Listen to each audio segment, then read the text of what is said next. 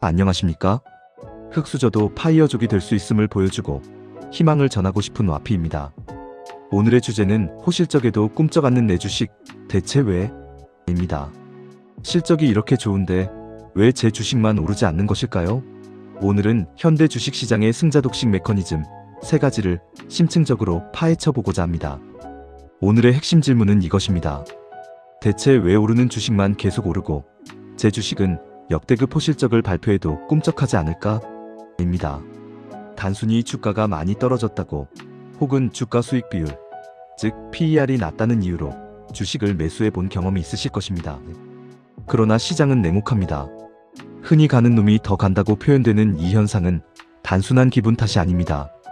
이것은 현대 자본시장의 구조적 특성과 전 세계 참여자들의 집단지성이 만들어낸 지극히 합리적이고 필연적인 결과라고 말씀드릴 수 있습니다. 현재 자본시장에서는 자본의 블랙홀 현상이 나타나고 있습니다. 잘 되는 주도주로만 자본이 블랙홀처럼 빨려 들어가고 소외주는 끝없는 밸류에이션 하락을 겪으며 철저히 잊혀지고 있습니다. 이 극단적인 승자독식 현상의 이면에는 3가지 구조적 메커니즘이 작동하고 있는데요. 첫째, 성장의 희소성 프리미엄. 둘째, 패시브 자금의 기계적 쏠림. 그리고 셋째, 정보 비대칭 해소와 가치 함정입니다. 첫 번째 메커니즘, 바로 성장의 희소성 프리미엄입니다. 저성장 시대에 확실한 성장을 보여주는 기업에 자본이 몰리는 구조적인 이유에 대해 살펴보겠습니다. 과거와 현재의 성장 패러다임은 크게 전환되었습니다. 과거 고도성장기에는 시장 전체의 파이가 확대되어 대부분의 기업이 동반 성장할 수 있었습니다. 이때는 종목 선택의 중요성이 상대적으로 낮았던 시대였습니다. 그러나 현재는 구조적 저성장기입니다. 2자릿수 이상의 확실한 이익 성장을 증명하는 기업은 극소수에 불과합니다. 따라서 자본은 본능적으로 가장 확실한 성장처로 집중되는 경향을 보이고 있습니다. 이러한 현상은 사막의 오아시스에 자본이 몰리는 것과 같습니다. 예를 들어 AI 빅테크 혁명을 주도하는 엔비디아, 마이크로소프트 같은 기업들은 AI 메가 트렌드를 이끌며 미래 이익에 대한 가시성이 매우 높습니다. 이에 투자자들은 기꺼이 높은 주가 수익 비율 PER을 지불합니다.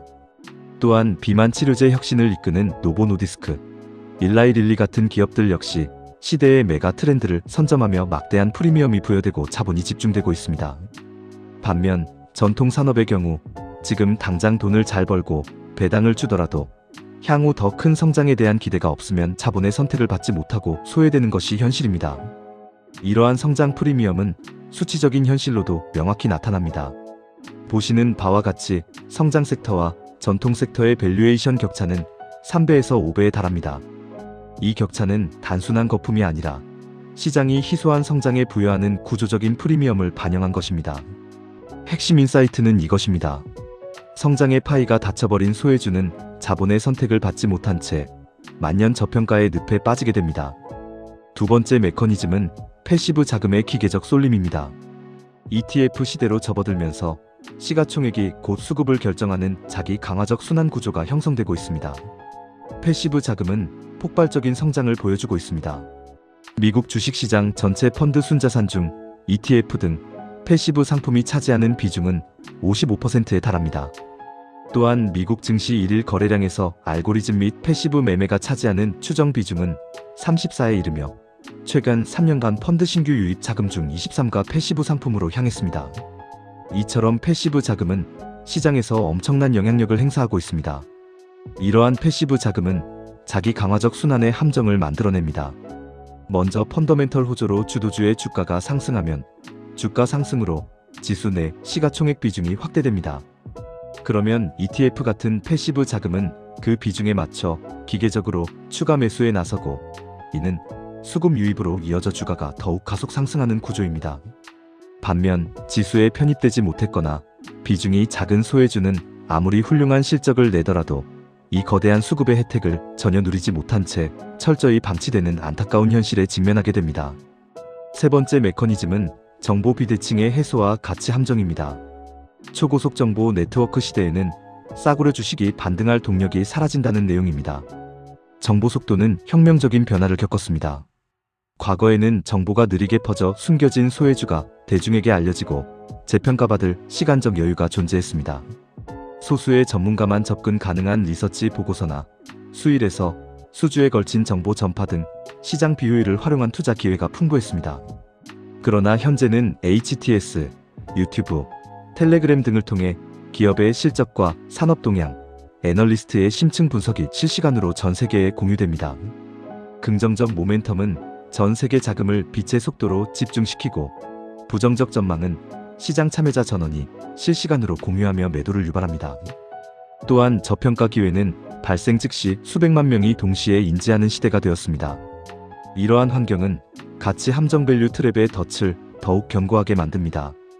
누군가 주가가 싸다고 생각해서 매수하려 해도 전 세계 수백만 명의 집단 지성이 이미 그 주식이 싼 이유를 파악하고 매도 물량을 쏟아냅니다. 결과적으로 싸구려 주식이 반등할 수 있는 동력 자체가 초기에 싹쓸이 되어버리는 것입니다. 주식시장의 극단적인 양극화는 앞서 말씀드린 세 가지 구조적 힘이 동시에 작동하며 서로를 강화하는 결과입니다. 어느 하나만의 문제가 아닌 현대 자본주의의 필연적 산물이라고 할 수 있습니다. 첫째, 성장의 희소성으로 인한 펀더멘털 차이입니다. 저성장 시대에 확실한 이익 성장을 보이는 기업은 극소수이며 자본은 이 희소한 성장에 막대한 프리미엄을 부여합니다. 둘째, 패시브 자금 쏠림으로 인한 기계적 수급 구조입니다. ETF 등 패시브 자금이 시가총액 비중에 따라 기계적으로 매수하면서 주도주의 상승을 자기 강화적으로 가속시킵니다. 셋째, 정보 초고속 확산으로 인한 집단 지성의 실시간 반영입니다. 부정적 전망이 실시간으로 공유되며 소외주의 반등 동력이 초기에 완전히 소멸됩니다. 이 세 가지 요인이 결합되어 승자독식 시장 구조를 더욱 공고히 하고 있습니다. 결론적으로 우리는 승자독식의 룰을 인정해야 합니다.